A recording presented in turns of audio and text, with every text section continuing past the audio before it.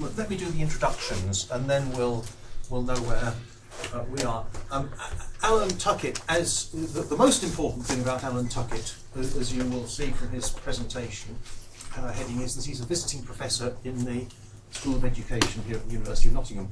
The much less important things about him are that he is what the president of the International Council of Adult Education.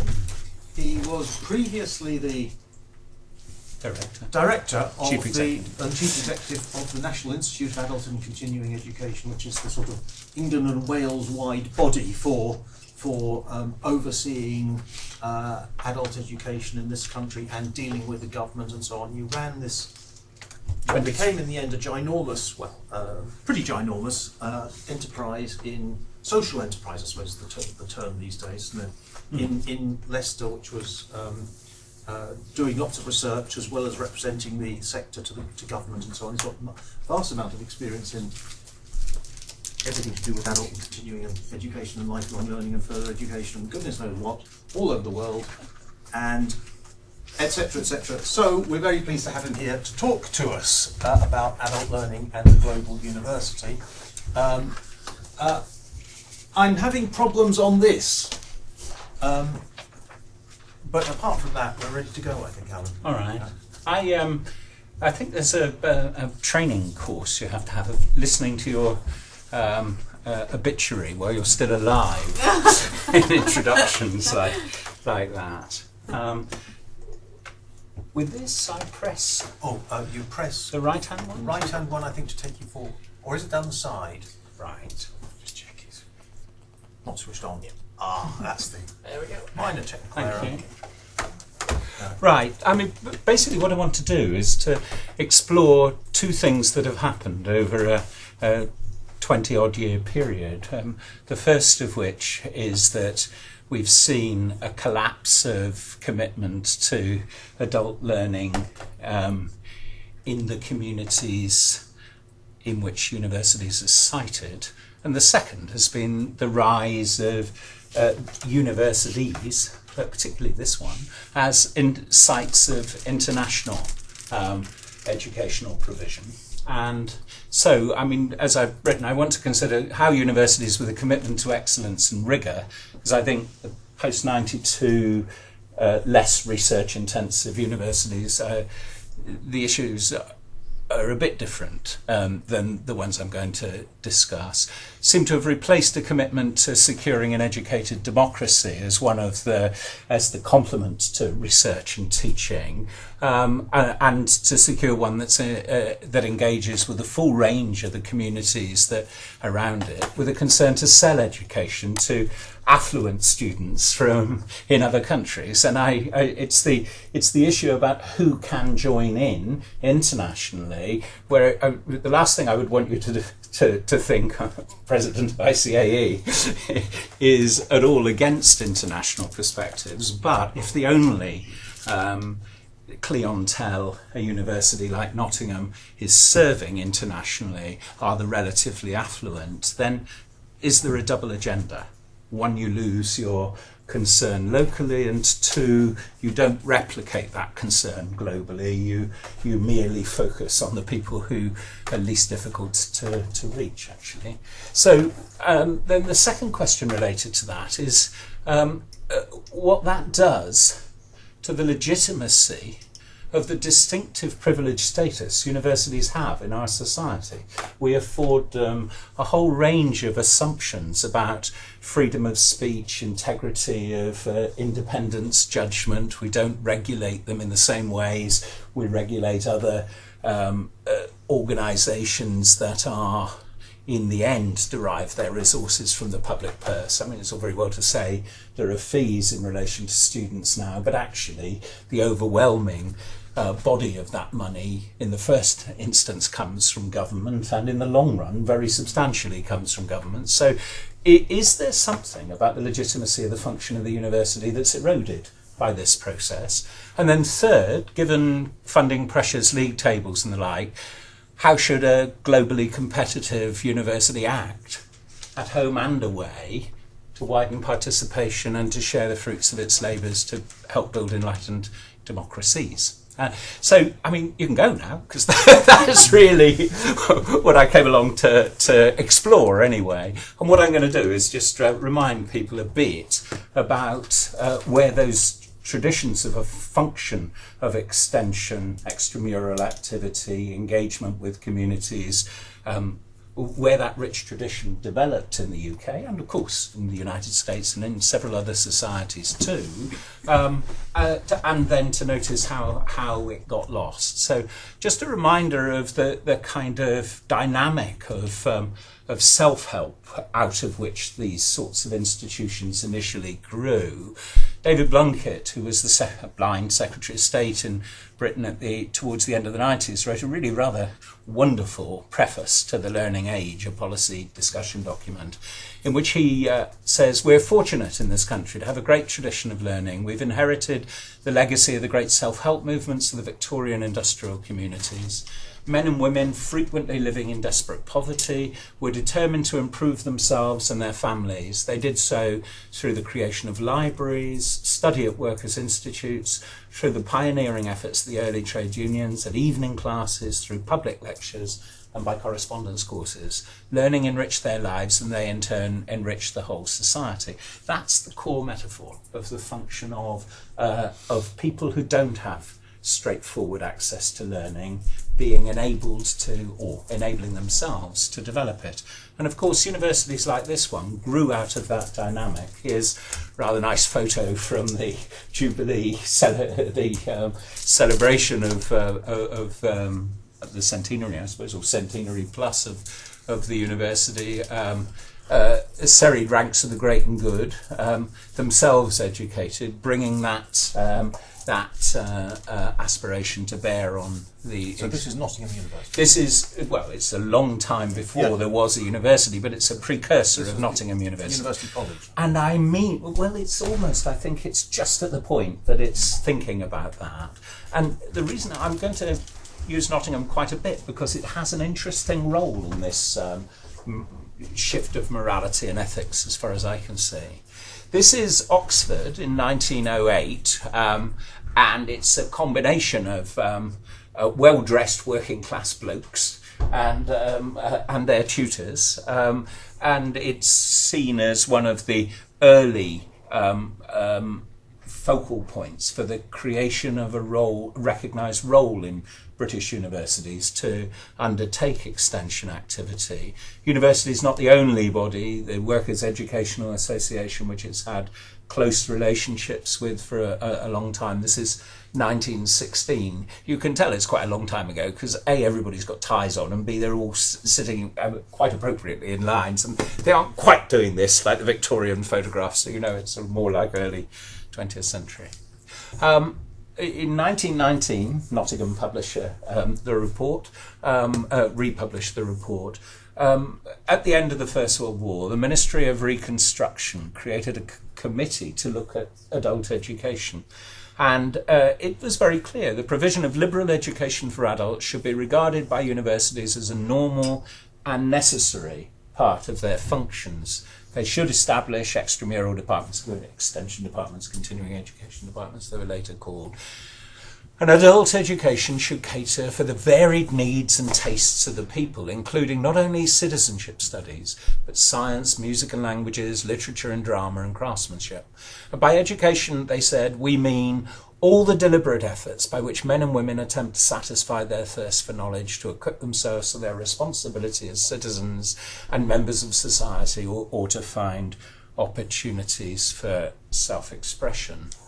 And they go on, that I really like this, providers should fund as wide a range of courses as possible. You see all those debates about what should go into a national curriculum. In 1919, they didn't really believe in this stuff. They said you have to do it as wide as possible. Any other standard puts the state in the position of censorship, which it ought not to be expected to take. It would inevitably give rise to a differentiation between the knowledge which, in the opinion of the state, it's desirable to disseminate, and knowledge the diffusion of which should not be encouraged. Outside of universities, I think that's, you could almost cross out the knots and put one in where there's a positive statement and say that's roughly what Mr. Gove in Britain thinks. The state could indeed hardly avoid the charge of manufacturing public opinion. And I put that quote there because what does that mean about the role of universities? It's as a protector of the variety of studies, of unpopular learning and so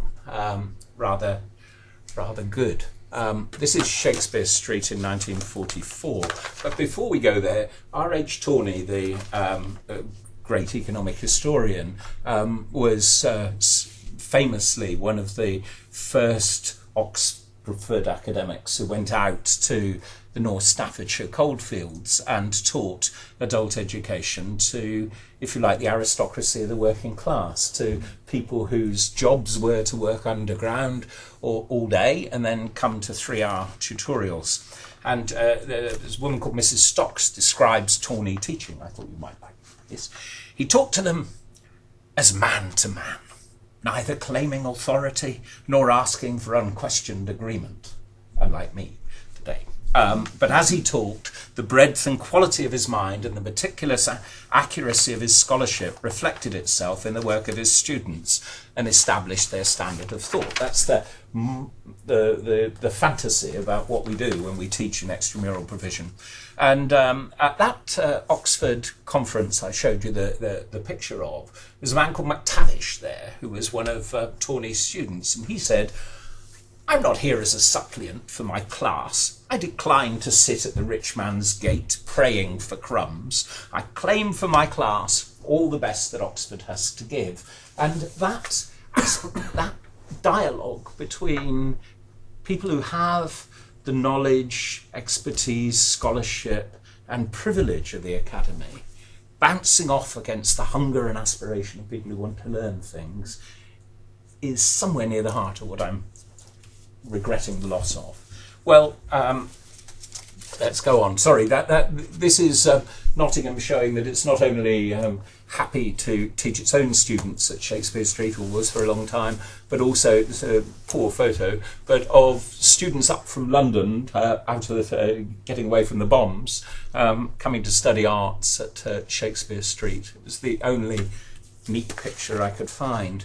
Raymond Williams, cultural historian, described the kind of attitudes of people teaching in this kind of adult education really rather brilliantly in a lecture he gave to my institute in 1960. He said, you can see 3 traditions going on in the education of adults. The first he called old humanists. These are people, if you like T.S. Eliot or Ezra Pound, who really believe that culture should be made really difficult for anyone other than the elite to engage with, and very much a model of de haut en bas, to drop crumbs among the people. The second, he said, are industrial trainers, people who see education as a utilitarian task where you work out what the outcomes you want are, you work out the fastest way of securing people there, and you brook relatively little disagreement. And then he said the others are public educators. And then even then he said there are 2 sorts of public educators. There are those who are so passionate about reading themselves, they want to bring culture to the masses of the people. And the others are people who would work alongside learners to name and address their learning goals. He said rather memorably, people turn to learning at a time of social change in order to understand what's going on, to adapt to it, or make adaptations in the light of it, but also most importantly to shape it. And it's that role of helping a wide variety of the citizens of a society to have an understanding of what's happening and to move towards being able to be active in shaping their future, that I see as the core of what the best of university adult education was designed to secure. Just going on with my little history story, this is a long quote from Churchill, who in 1953, poor Florence Horsburgh, could be 54, who was his minister, 53, who was his Minister of Education, had decided to cut university education by a tiny fragment. of budget. And the Trades Union Congress wrote to Churchill saying, ouch, we don't want you to do this. And Churchill replied, what? There's perhaps no branch of our vast educational system which should more attract to its particular sphere the aid and encouragement of the state than adult education. How many must there be in Britain, after the disturbance of 2 destructive wars, who thirst in later life to learn about the humanities, the history of their country, the philosophies of the human race, and the arts and letters, which sustain and are borne forward by the ever-conquering English language. I mean, you have to forgive Churchill. This ranks, in my opinion, far above science and technical education, which are well sustained and not without their rewards. The mental and moral outlook of free men, not women, studying the past with free minds in order to discern the future demands the highest measures which our hard-pressed finances can sustain. You can imagine Florence Horsburgh went very quickly as Minister of Education because the Prime Minister contradicted her. I won't go on through all of it, but the appetite of adults to be shown the foundations and processes of thought will never be denied by a British administration cherishing the continuity of our island life. Well, it's the last phrase which I suppose is most amusing in that. I thought it was worth raising it. This is what happens, moving you through the post-war era. This is Barclays Bank with a university trades union studies tutor who is not the same gender as the students, as you'll see. And then I thought quickly some post-war developments in what happened to adult education, because one of the things the state would say is, well, the relevance and centrality of this kind of extramural tradition was wiped out by other things that came along in the post-war era, and so the need for that kind of education as a distinctively protected activity disappeared. The Open University, now by far the largest provider of higher education in Britain, was created in 1971, carried on growing. Access courses, which offered in particular to women, ethnic minorities, and some impact on working class communities, offered preparation for higher education. Very interestingly, many of its graduates found university a rather disappointing experience afterwards because it wasn't as intellectually intense in the short instance, and quite so much engagement with tutors and so on.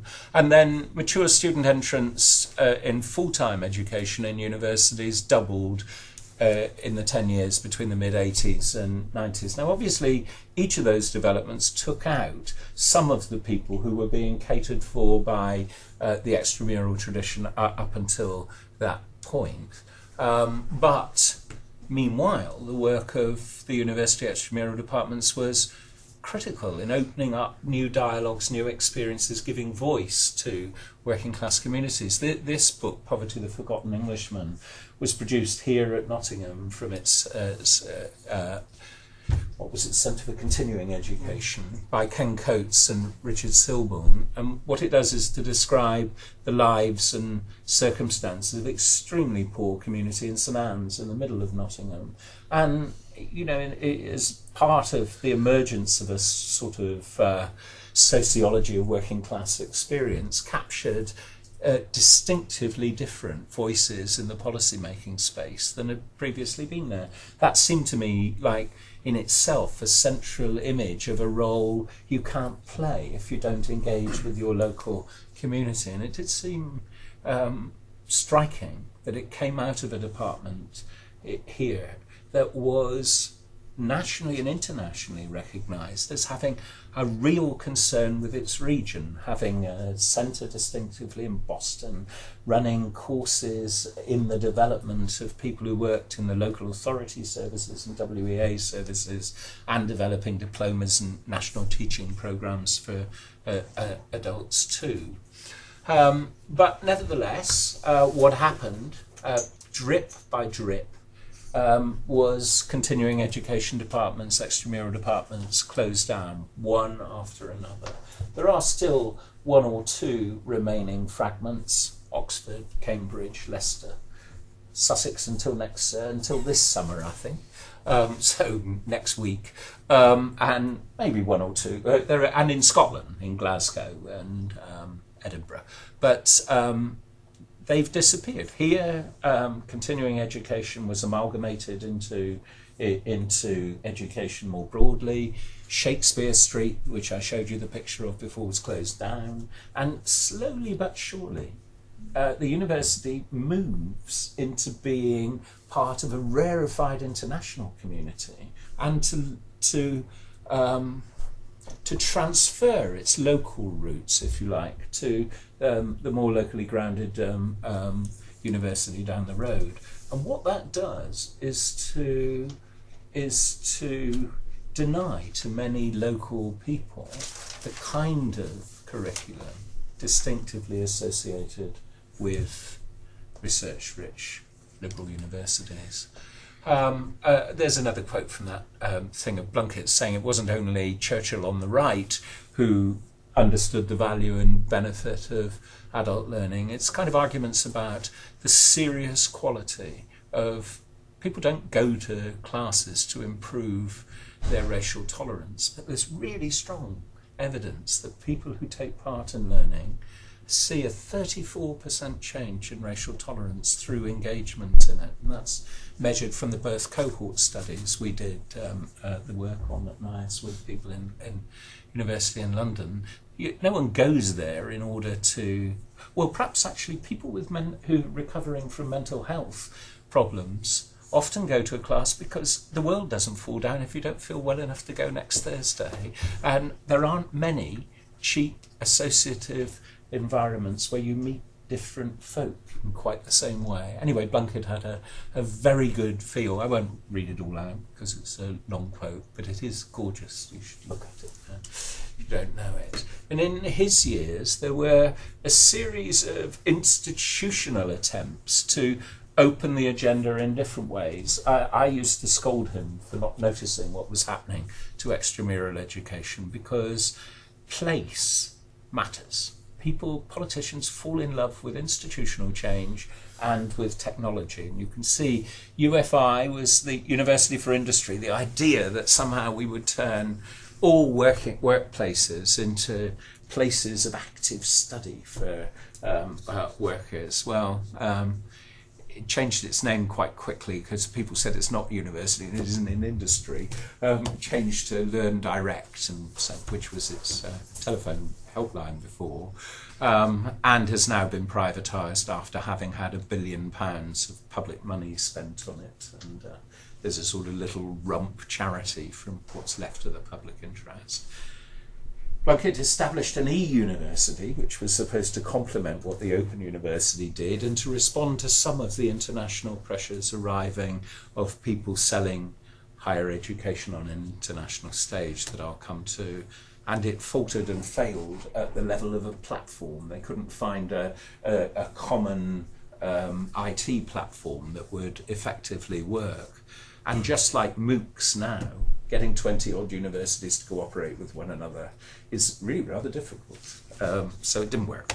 The National Health Service University was a fantastic idea, NHSU. The idea was, if you looked at what happened in our health service in Britain, overwhelmingly the money spent on development for the workforce of the NHS was spent on clinicians and paraprofessional staff. The least highly paid half of the NHS was getting less than 2 days training in a year, and that was almost always health and safety training.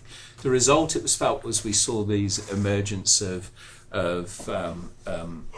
MRSA and Clostridium difficile in those environments because, frankly, porters and nurse auxiliaries, they weren't being trained on the issues at the centre of, what Florence Nightingale was famous for, about the relationship between the care standards and cleanliness of environments and the health of people.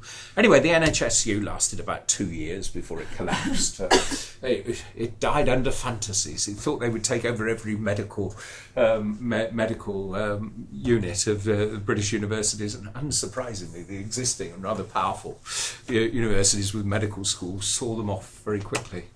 Foundation degrees were an attempt to say, okay, well, let's look at an alternative access route that will enable people to have something of the 2+2. The argument that a 3-year or 4-year course was too long for many people to believe that they could engage with themselves, and so let's have a 2-year break and then perhaps move people on to the degree. And I think to a degree the foundation courses, foundation degrees have succeeded, but they've succeeded in a relatively narrow range of the curriculum.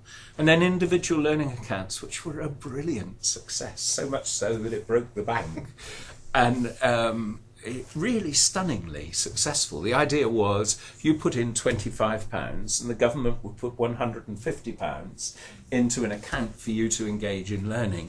Unfortunately, they didn't have any control over who could provide the learning, and a series of fraudulent bad bandits came along and gobbled up 3 years worth of the money in 3 months. And so individual learning accounts ended up with a bad reputation and weren't touched outside of Wales, the Army, which continues to have them, and Scotland, which continues to have them. But in England, they were a no-go area afterwards. And yet, they were a wonderful evidence that if you provide a small amount of incentive for people to engage in learning, they join in enormous variety and in enormous numbers. Because if what many people learn from school is that education's not for the likes of me, then giving you the bonus of saying, why not have a weekend away doing some studying, suddenly people think, well, I'll give it a go, see what it's like. And you need that kind of argument I've written about as motivation is curriculum for adults. You need to do it. I thought it was a very good initiative. Now I wanted to come to what's happened to. It's all very well to see extramural programmes diminishing in size and scale, as long as the mature students, people over 25, are getting it at 21 or 25, are getting an opportunity to learn in some other way. And I suppose this is from a review of mature student participation by a woman called Smith. She says, whereas in the mid-1990s most institutions considered their widening participation policies to be synonymous with their policies on mature learners, that's no longer the case. HEFSI, since the late 90s, has turned its emphasis increasingly or entirely to the participation of younger learners from lower socio-economic groups. And that's not only been at the expense of mature learners, as she says, but also of mature learners from the least well-paid, the lower socio-economic groups. And there's almost no research, there's almost no evidence being collected to suggest, to map how poorly the university sector engages with the new social class descriptions from the BBC call the least affluent the precariat. And I think the function of the university sector in reaching the interests of the least affluent very clearly diminished over this period. The worst villain was a man called Alan Johnson, who seems an extremely nice man on television and is a very nice man when you meet him. I've brought a quote from what he thought about further education, but I'll go on about him in higher education in a minute. He said, we must rebalance taxpayers' money towards the subjects where there's the greatest need. So more plumbing, less Pilates, subsidised precision engineering, not over-subsidised flower arranging. Now, the thing about that quote, plumbing and Pilates, Tom Wilson is the TUC's training supremo who runs Union Learn. And he said at the time, he'd just asked a plumber who'd been in his house why plumbers don't take on apprentices. And the plumber said, well, the problem is as soon as they're qualified, they're competition with you. So there's not a big incentive to take on apprentices. He said until they reached the age of about 40, when getting under a bath to fiddle about with the pipes gets a bit harder. He said, but I haven't needed to take on an apprentice because I do Pilates. I'm afraid I only introduced the slide and tell you the story. But Alan Johnson, he took a very crude view. He said, well, why are we subsidising people to do things that are not of immediate use to the economy?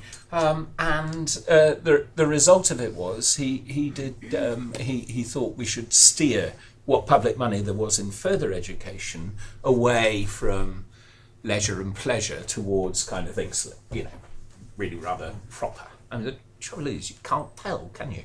His middle-sized minister at the time, a man called Bill Rammell, went on the television saying, people don't want to pay for, taxpayers don't want to pay for willow weaving. Well, I looked up willow weaving. There were 12 courses in the UK.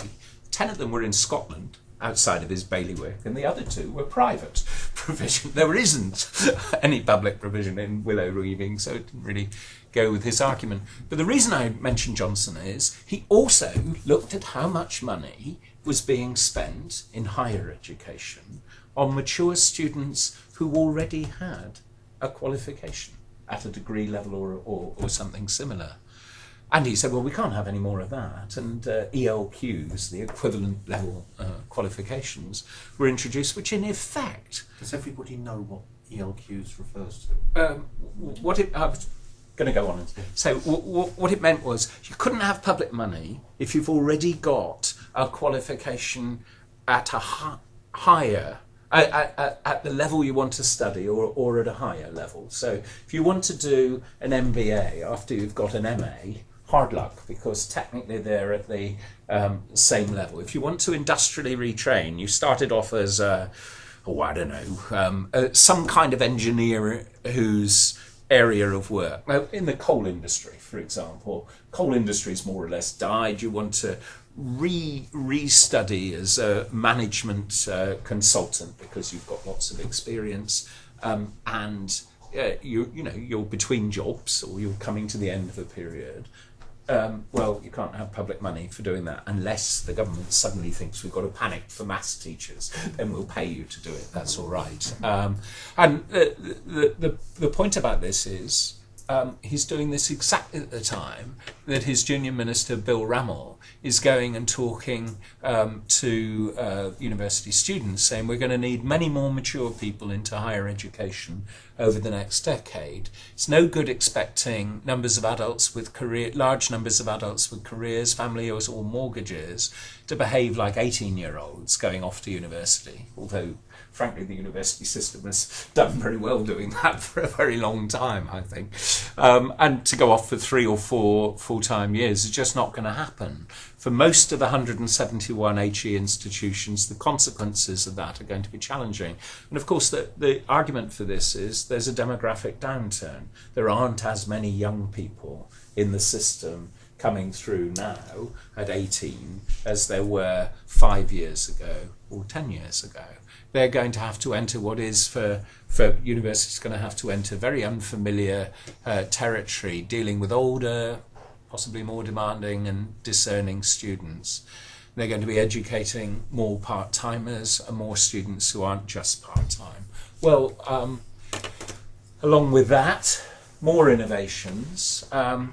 Bologna, we agreed with the university systems of other European countries to begin to recognise one another's credits. And that has a kind of impact on the internationalisation of what's happening. It means that you can move and study in different European countries, but it also meant that you've got to a degree to standardise the things that are on offer. So in Germany we've seen an absolute spasm of argument about the ending of the German diploma so that it fits the model that the rest of Europeans are offering. I mentioned foundation degrees.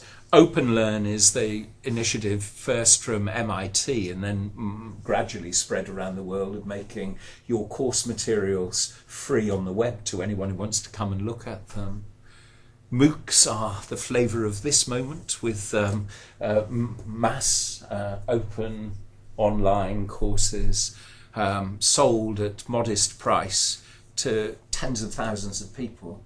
At the moment, they've got a 7% completion rate, and those are the early adopters, so the chances are it'll fall to 2 or 3%. But it'll be used as a smokescreen for saying, well, after all, there are offers, other than those traditional universities might offer to their neighbourhoods, that people can draw on. Then there is, McDonald's University, the growth of registration of private universities as being higher education, reaching a slightly different adult group, a massive revision in the funding regime. And outside of institutions, if I look at my son studying, he seems to pay more attention to TED, to Khan Academy and to Wikipedia than he does to more conventional sources of authority. But of course, to do that, you need a degree of intellectual confidence and skill in mobility and moving things around. I've nearly come to the end, but I just thought I'd show you some numbers. This mature student first year entry, you'll see on these figures, there is a drop in 2011-12 from 2010 from just a bit more than 400,000 to 383. But go back 2 years and it was 450,000 mature students in our system. But that's from HESA. But if you go on and look at HEFC's figures, which include 12-13, you see a really spectacular shift. In 2009, there are 359,000 mature students, part-time students, who are overwhelmingly mature students. And by 2012-13, 222,000. But if you look at the undergraduate figure, 259 down to 154, that's a 40% drop in mature student participation in a rapid period. So there is something of a crisis, and I just wanted to highlight that in order to contrast it with the issue about the internationalization of universities. Well, firstly, the word global university, the interesting thing is how long people have been calling themselves global universities, not as a sort of, subheading, Nottingham University, a global university, but the global university, the global IT university, Handong Global University, virtual, and so on. Perhaps more immediate pressures on a country like Britain have come from the rise of the University of Phoenix in the States, selling part-time courses adding up to degrees from a for-profit university.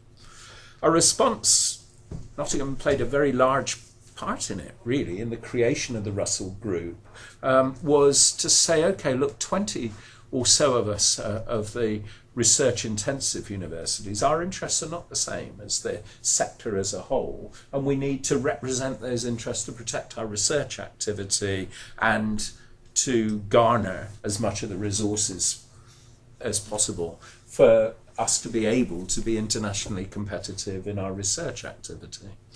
And Nottingham too goes on in 2004 and opens the first of its international campuses in China, and then follows that up in Malaysia. And this is the one in Ningbo in China. Same time, there's a sort of new fashion in league tables for universities. I'm going to Beijing in October for the emergence of a new league table in learning cities. The Chinese administration very keen on these things, and so's the Times Higher. And so those things kind of begin to shape how people see themselves. Now, I've shown you a pretty dramatic drop in mature student numbers in Britain, and they happen to be going on at the same time as we've seen a pretty steady rise in the number of international students studying in the UK, towards nearly 500,000, and comprising 14% of the first degree students, but massively 69% of full-time taught postgraduate courses. The data's there for whenever I'll leave these slides behind. And quite interesting about which countries people come from. So China, India, Nigeria, the USA, Malaysia and Hong Kong outside of the EU. Slightly different issues inside the EU. Because to go back to the issues about new economic power, you don't see on the non-EU side Senegal or Tanzania or DRC in the Congo. This is a feature of international mobility for the relatively affluent. And the institutions recruiting most international students in the UK, well, Nottingham is third on that list, as well as having 2 international campuses. So I just couldn't resist when I had the conversation with John about doing a seminar in thinking, adult learning in the global university, Nottingham is a really interesting case. It's gone hell for leather for a particular view of itself as global, at the same time as abandoning its interest in adults who live in its immediate region. Interestingly, there are more students studying outside the UK in UK accredited institutions than with a UK provider.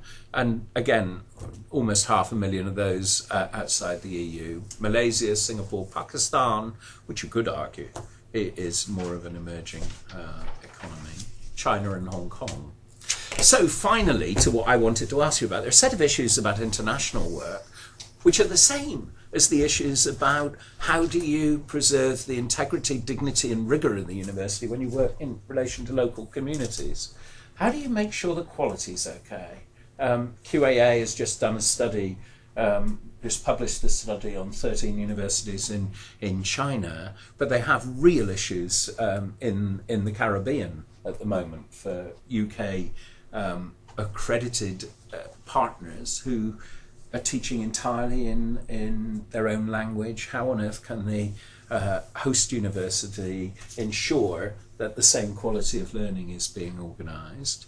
Issues of language then are central. Issues of curriculum responsiveness. Are we seeing a new neo-colonialism of the exporting of a set of ways of understanding the world entirely appropriate to a faded post-industrial country like Britain, or a genuine internationalising of experience and curriculum, and whose cultural norms and expectations are in play? That's just as much an issue when you look at Poverty, the Forgotten Englishman, as it is around cultural differences about language and engagement, as in the internationalisation of the Reach. And I was really interested, having been to 2 of these seminars before and knowing what a richly international group we are, how you felt about how alive these universities are to the diversity of our experience.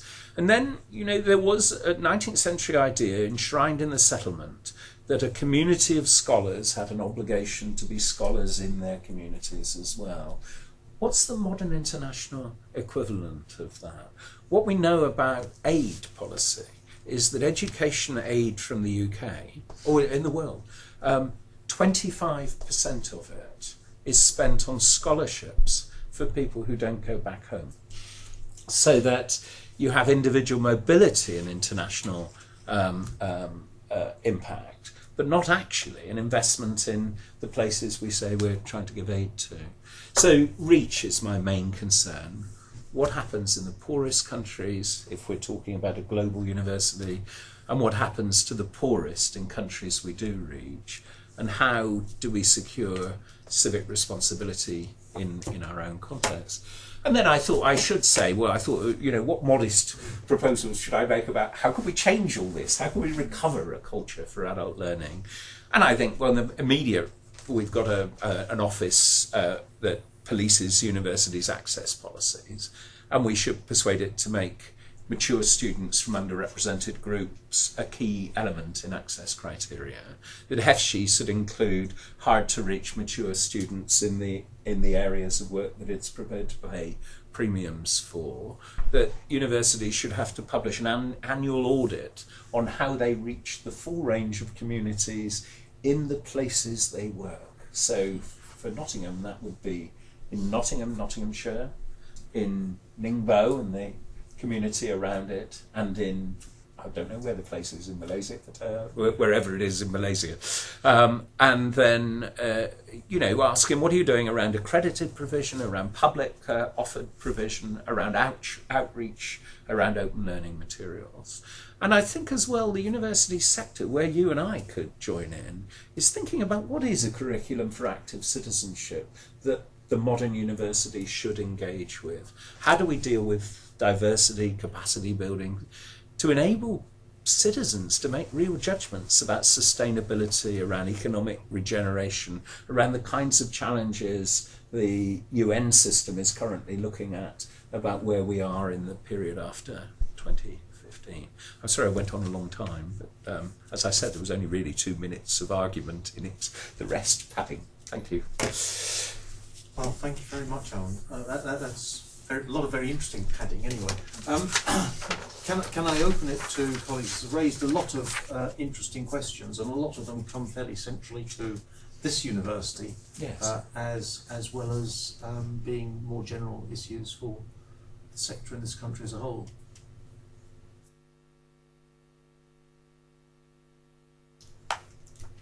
Or we could have a coffee.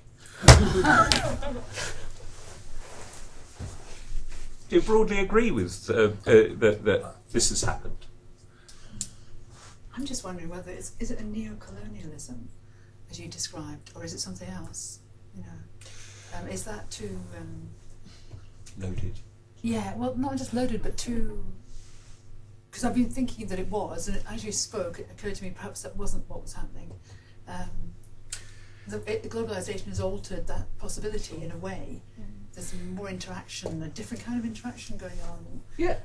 That might be different from that in that sense, yeah. Well, perhaps not neo-colonialism, as I see it, not neo-colonialism from one state to another, but from one kind of conception of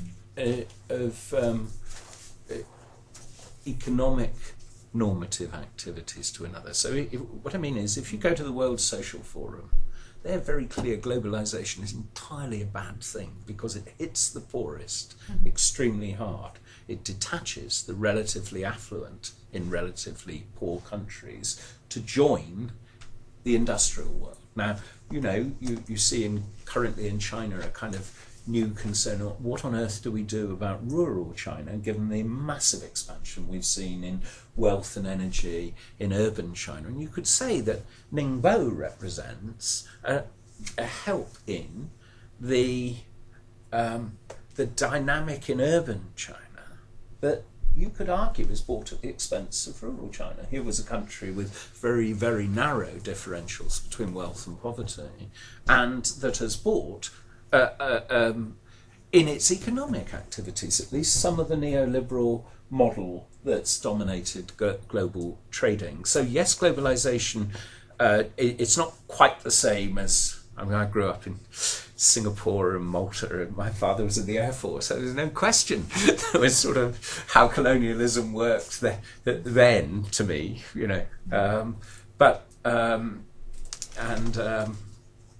I suppose that's why I don't really like it. And yet, there seems to me something slightly odd about, if you look at the growth of, to move away from Nottingham as an example, the growth of international student campuses in the Emirates, in the Middle East, all teaching in English, all serving a community 80% of whom only speak Arabic. It's quite hard to see that as the universities which go there engaging wholeheartedly as convivial partners with the aspiration for an emergent education from, now fair enough, English is the language of science and so on, but bilingual teaching, what outreach programs are there to enable people among the 80% to be able to join in that kind of activity become, for me, just as significant questions as what happened to our relationship with St Anne's in Nottingham. And so I do see it as a kind of, it's almost like the university system globally has become the protector and an enabler of a culture somewhere else in that field. You see bankers relatively immune from any kind of national system, or international companies that don't feel the need to pay taxes. And there's a kind of movement away from habitus, from a sense of where you are and your place, that I think is hard to square with.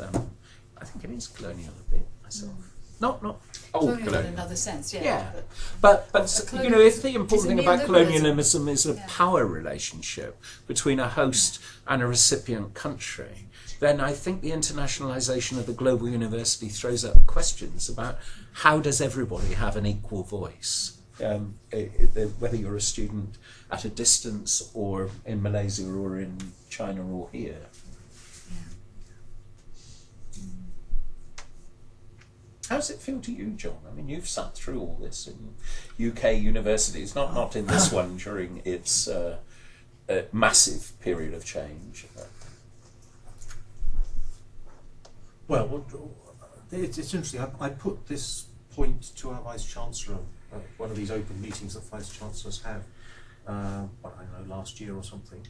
And, I said essentially, look, at the same time as we've got Ningbo and Malaysia campuses, we've been closing down Boston and Shakespeare Street and blah, blah, blah. And he he clearly saw them as completely different things. Yes. And he used, in relation to the closure of regional adult education, he used the term, I think his phrase was, "We know what the drivers there were." I must say, this may not be this is not the whole response, but it does seem to me that there is a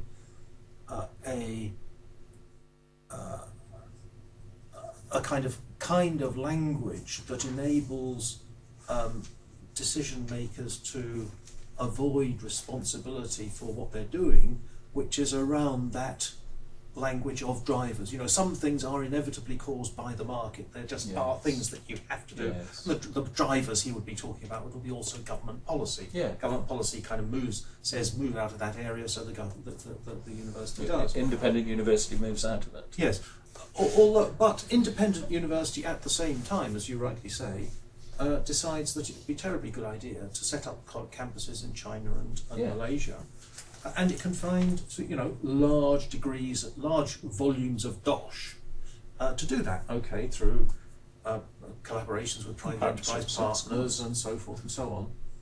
But it's clearly more focused on doing that than on preserving the regional embeddedness. Now, partly, of course, there are lots of other factors there. There's the fact that when Nottingham gets all its regional emphasis in Lincolnshire and Derbyshire and so on, there isn't the University of Lincoln, there isn't the University of Derby, and so on. So there's this kind of sense that they can take over to a those degree. universities are taking over the local sort of regional responsibility. It's the responsibility of Nottingham to be the deliverer of the world class stuff from here. But that, in a way, was the heart of what worries me. If we move to Leicester. In Leicester, they invented DNA. They worked out they did not invent it. They decoded it. They made it useful for us.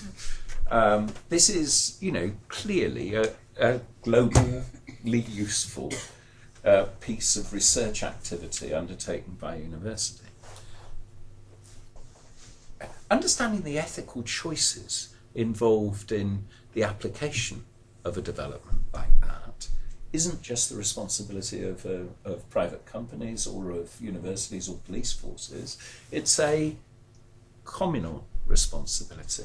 And it does seem to me, if one posits the role of world-class research-intensive universities as not including an explanation making accessible to the public the ethical and economic and social consequences of the things that are learned and discovered, then there is something about the compact with the people that's made more difficult to assert. And in a university that's located in Nottingham, Malaysia and China, you can see the university being not unlike Amazon or Google in being able to say, oh well, you know, we're not just the Nottingham University, we're a university in all these different places. And so what I wanted to argue was we really need some idea of the university's accountability to explain its great developments to the people in each of the places that it chooses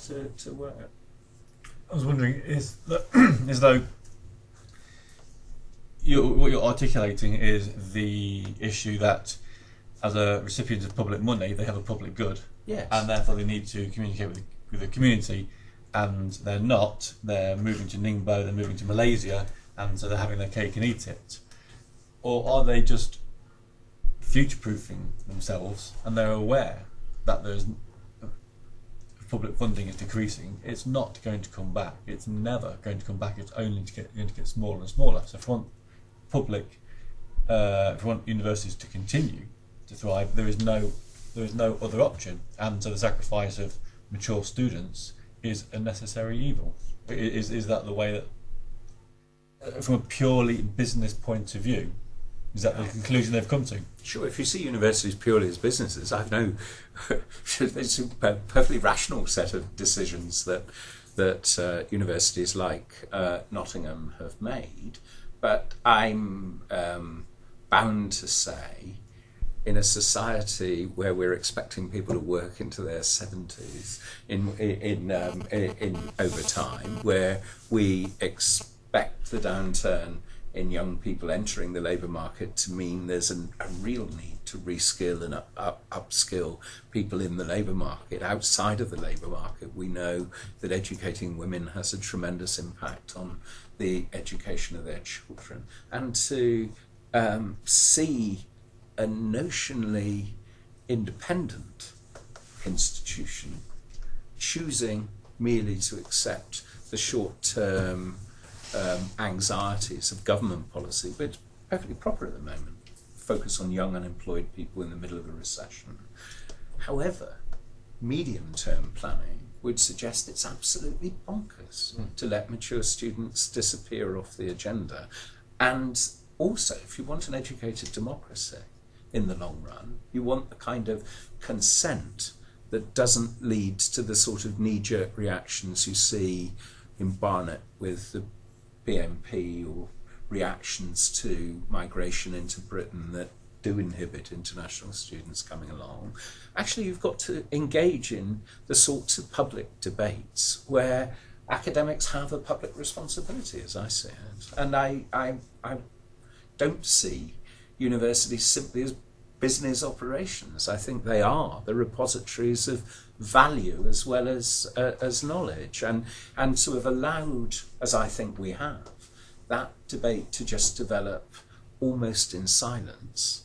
Well, when he said, let's talk about it, I thought, well, this would be a good thing to find out whether I'm talking nonsense, because I also know that having a wide range of international participants enriches every programme of study I've ever been involved in, and is a contribution you make to your local community, but only if you triangulate it properly. I think We'll that come back on that. I agree. I was wondering, is it the short-termism of university leaders, Yeah. or yes, okay. I think it is. I tell you, I mean, if you're running an institution, first panic is money. I don't want the place to go bust. The second is, of course, reputational. I want, we will thrive better, as you say, if we future-proof ourselves. The third is just a craven kind of following of the tiny steers from government. The vast majority of monies universities get through student money, still are hugely responsive to what they choose to do. But you get a tiny tweak from government and universities lurch. So extramural funding moved from being a protected pot in '92 to being part of mainstream funding.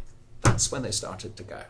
Now, until then, every university doing them took pride in them. They wrote about them in their annual reports. They saw them as a central part of third leg funding, a third leg activity.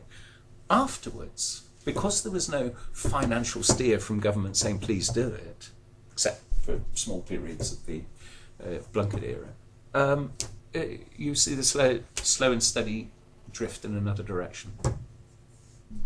Yeah, I mean, my thought is that adults trying to access education before they get to university is the problem. It's the funding. So an adult who needs to get A levels to get here can't do that very easily, really can't do it very easily. So the funding is a big part of the problem. So are you saying maybe the university should be working in that area to try and improve that to be able to get the mature students to get here in the first place? Yeah, you know, at the beginning of the 1980s, polytechnics, as they were, had a real crisis. They looked like they were risking closing down whole faculties. Alternately, they fall in love with adult learning and set up access courses which provide a supply chain for your participation. Now, if higher education is out, I mean, of course they've got to be economically responsive. You've got a duty to be there tomorrow. But you've also got a duty to say, where are the gaps and what could we be doing about them? And what I see universities having given up on is inventing new models, new modes for securing an engagement with the wider community. And that's not only about doing a full-time course or a part-time course, because in a way those things are there, and if you're doing a level 3, that is a level-ish quality access course, you can get loans, but you know, frankly, adults don't get the graduate premium that 18-year-olds entrants get. So you know, if you're taking out a loan for your children, that feels like, you know, something you do on their behalf. To do it for yourself feels like a bit of a risk, really, to a family, you know. So we haven't got the levers to make it work. But what I miss is just the sharing the passion and enthusiasm and energy of the university in the diversity of ways that can inspire communities, that go into women's institutes, or that's a bad example, but you know, forms of association to try to foster the learning society all of us really need. You can't only have half the community engaged with learning. Could I put to you a question which has come in on the on the today's meet feed from Lucy? Hello, Lucy. Hello. Who says it's actually she raised it some time ago. She says she's interested to know what Alan thinks about alternative providers like IMF as opposed to McDonald's entering the higher education market. IMF. I don't know whether that's the International Monetary Fund or whether she's got something else in mind. Nor do I. She has sent a link. Yes. But unfortunately, this link doesn't open on this particular machine. What a shame. Maybe it does. Maybe. IMF launching courses of online university. The International Monetary Fund is to set up an online university network which will fund courses. There you are. Now you know all about it. Well, I mean, this is only, you know, what will happen for the technically skilled and you know, physically distant community is distance education will get richer and richer, more and more complex, as so much material is available through open learning. What course providers will be doing will be brigading that, and IMF is one kind of illustration of that. It will have a significant impact in sub-Saharan Africa if you can put it onto mobile telephones, because there, you know, you have got more or less universal access to mobile phones, if not to other new technology forms, and for the easier to reach, that'll be great.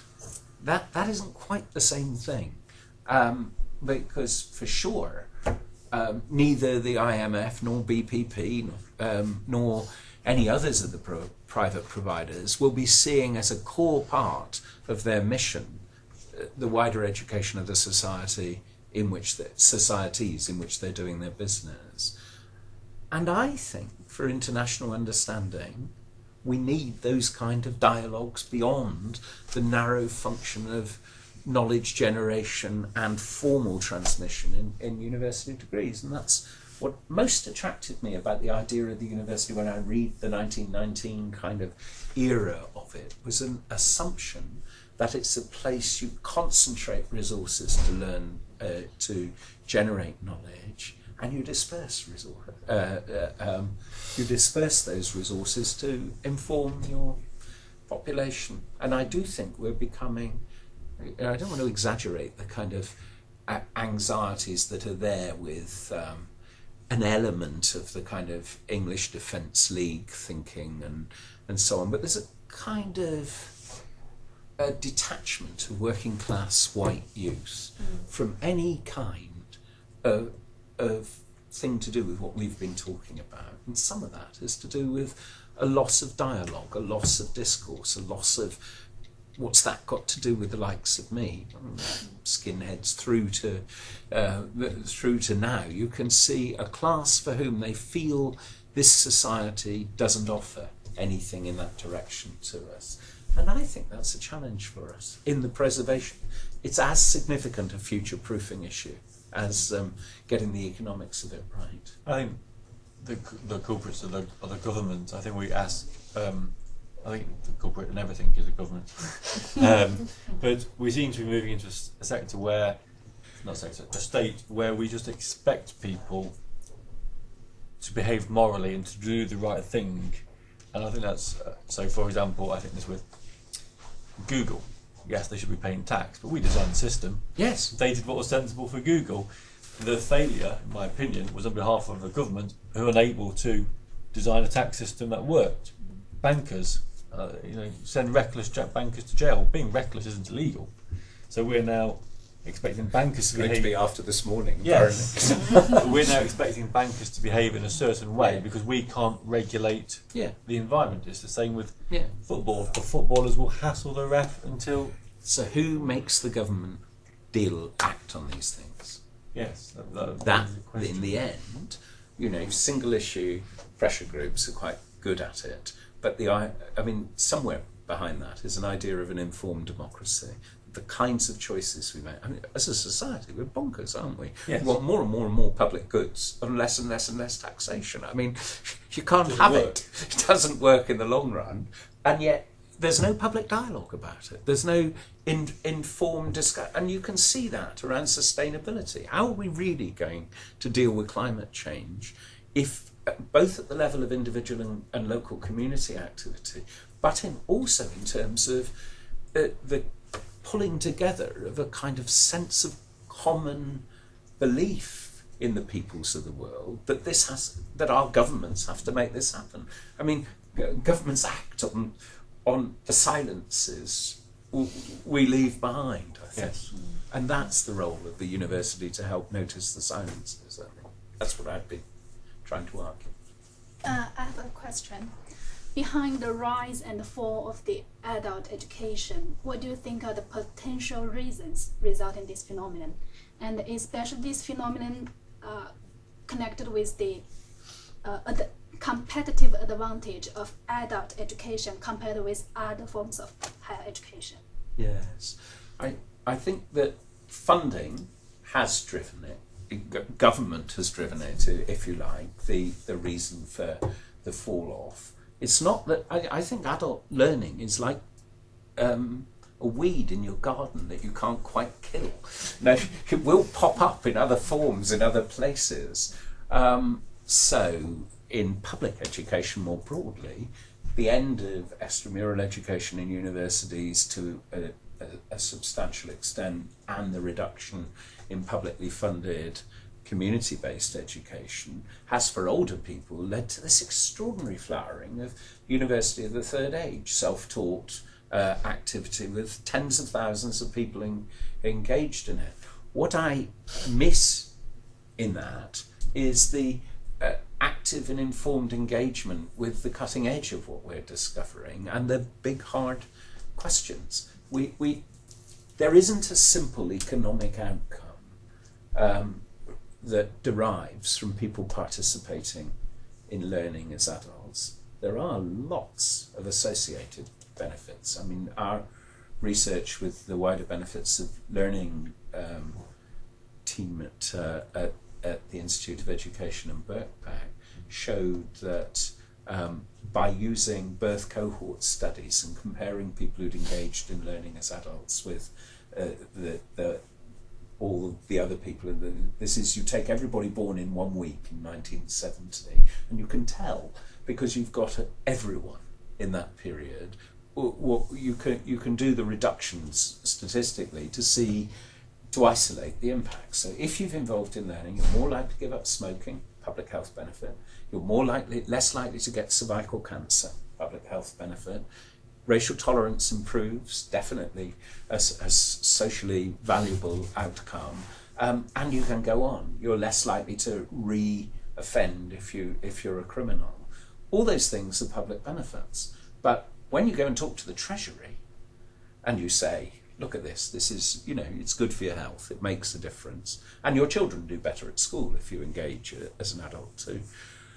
And they will say, that's all great. I went and met the Chancellor of the Exchequer the last time we had, it was my job, go with the Minister and argue the case. No cuts, please. Or expansion, really. And the Treasury official sat across the table and said, well, it's very, very impressive. He said, but you can't demonstrate causality, only association. To which I said, but actually the same thing's true about qualifications and productivity, isn't it? We believe it's worth investing in qualifications because we've got a powerful association between at least high-level qualifications and improved productivity. And that's only an association, but it fits your prejudices, whereas what we can demonstrate to you doesn't fit. Now, mental health futures study 2 years ago, led by the Chief Medical Officer of Health, very clearly said, adult education is good for your mental health. Those arguments don't translate into policymakers' planning decisions because of one central problem, that adult education is at the margins of education systems, whether they're in a university or more broadly in public systems.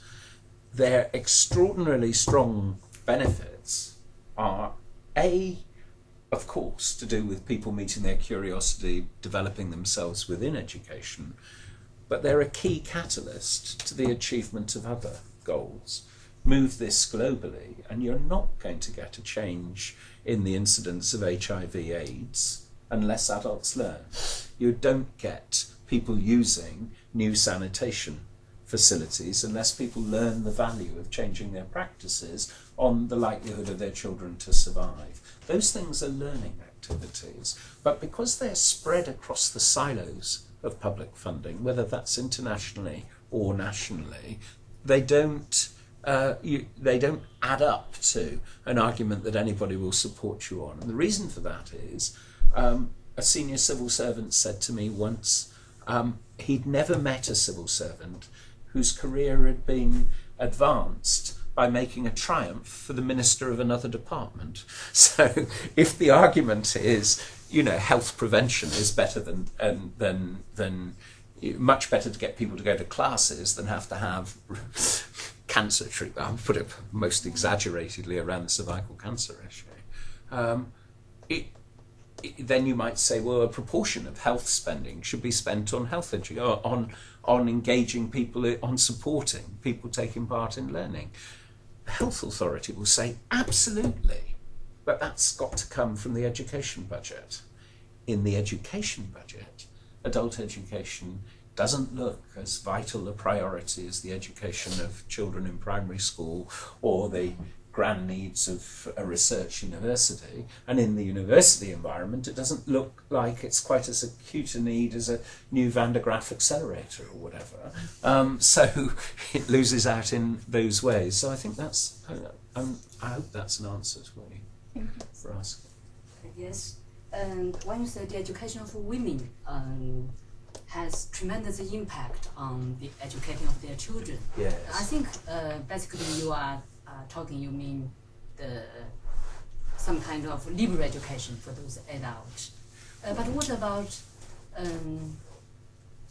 as regards to the adult learners who were denied access to higher education and perhaps lack of skills? So I mean, as for this group as a whole, which is more important, liberal education or vocational education that is skill training? I mean, this is the sort of question government endlessly asks, and it's barking nonsense to think you could do without either. I'm not here to argue against vocational education, but the man who, in many ways, I fundamentally disagreed with, Lord Belloff, said wonderfully, training is the basis on which you have a good education. Lenin said literacy is not a political problem, but a fundament without which you can't have a politics. Unless you haven't got a polity, unless you've got literacy. You can't. So when you look at the education of women in relation to that, I've kind of three practical things in my head. One is there are still 780 million people in the world who don't read and write, and 64% of them are women.